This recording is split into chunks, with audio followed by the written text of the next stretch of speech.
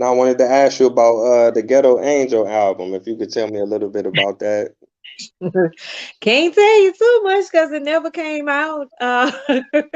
Um, I never got a chance to work on it.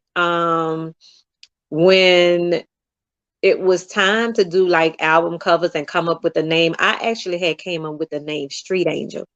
And P wanted everything to be ghetto this, ghetto that, ghetto. So he changed it. He changed it to Ghetto Angel. And I was, well prepared to work on it. It's just that No Limit fell off before I was even able to start working on my actual album. Like um the last song that I did with No Limit was Romeo's song, the My Baby song. Oh And wow, wow. yeah, that was the last song that I did with them. And then once I did that song, it was I kind of, even though No Limit hadn't completely fell off, but they was doing a lot. Like I wasn't supposed to be on that song.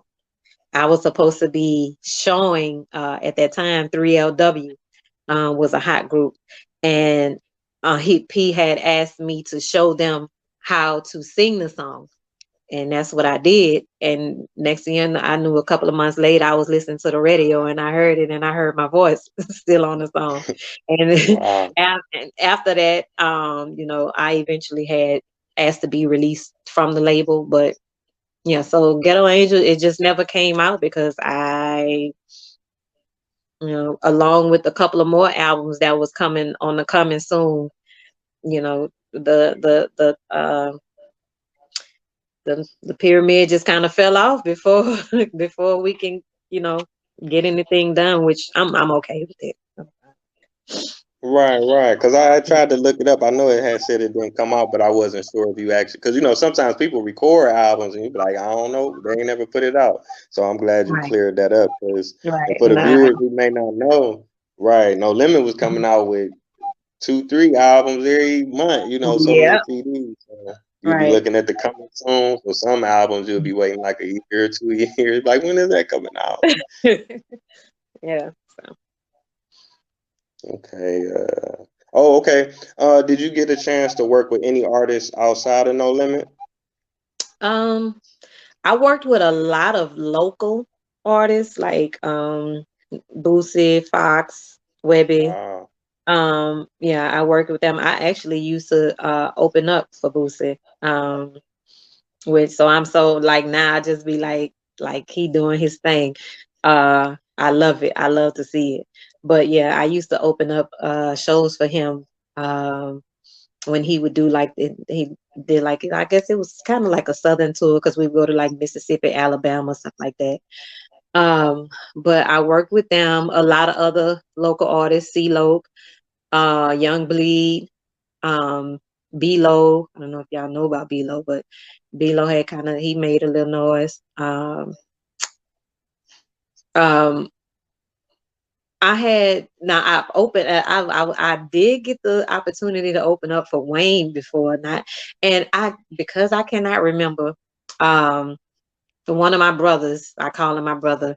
Actually, both of them my brothers. They was a rap duo, and they had gotten Wayne on a song, and I can't remember if they had did another song, and I got on that song.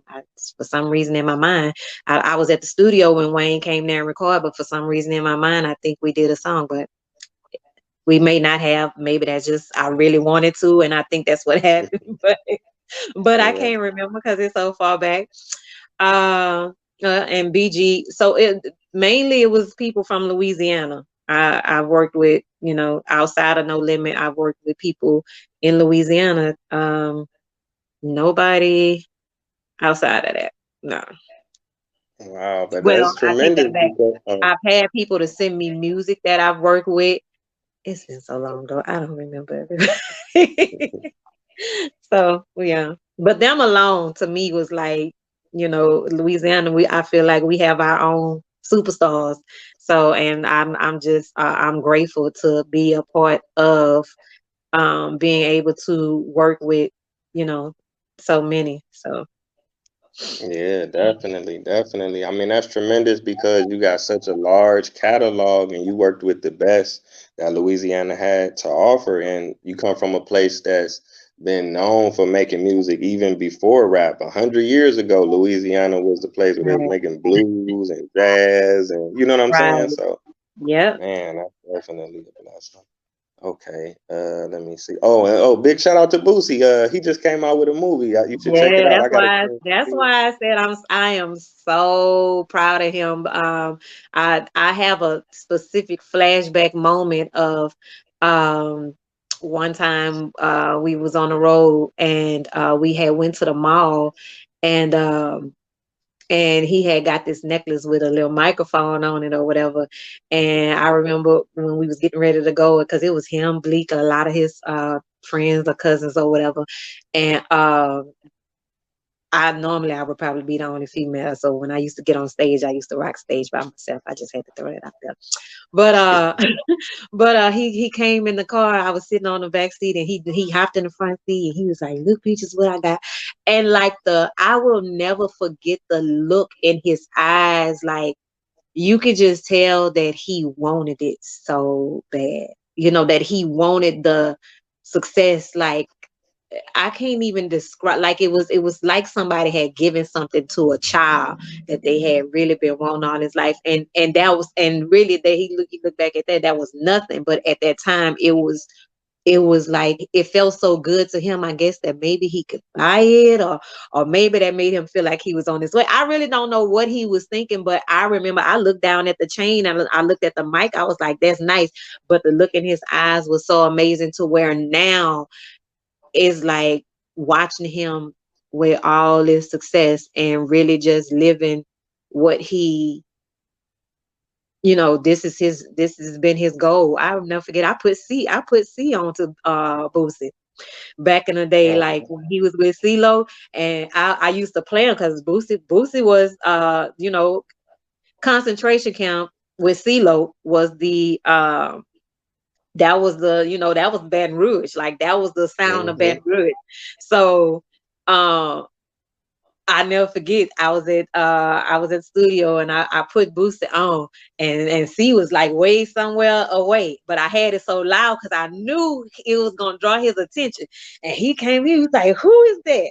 I was like, "Yeah, Baton Rouge, yeah, we got the stickers." And I was telling him about Boo. So just to see him doing what he doing now, I just think that that is so amazing. I just really, hope that he really gets to the height of his career. I think this movie is like that extra level for him out because he didn't did it with music. And what I love about it is his success doesn't have to have all the accolades. It doesn't have to have the Grammys or any awards because it's a reward itself just to see the success that he has with just being Boo.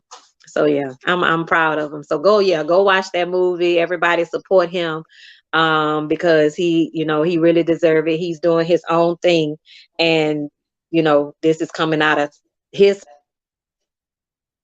We always want to go big about supporting our own. We really need to support our own. So yeah. Oh yeah, most definitely. Shout out to Boosie. Shout out to Baton Rouge. I got a chance to talk to Young Bleed. Shout out to Concentration Camp, CeeLo. Yeah. When they did that song, How You Do That, that was in '97. I feel like that was the record that changed the South's position. I mean, P&M was grinding and doing their thing, but when that came out, it was like the South ain't never looked back since. Right, right. Now, So and big. you know how you do that, that was big before he got a hold to it. I Right, don't know if you, right. yeah, okay, so yeah, that Young Bleed version is like, man, y'all gotta hear that Young Bleed version. That Young Bleed version by itself is a beast. So yeah, Right, yeah, right. So for the viewers who don't know how you do that, it had an original version, right, with Young mhm, Bleed. But I think it was, I think he called it something else. But when you listen to how you do that, he kind of right, say in the beginning like the remix or something, but people may not pay attention to it. But yeah, it was a right, remix, yeah. definitely.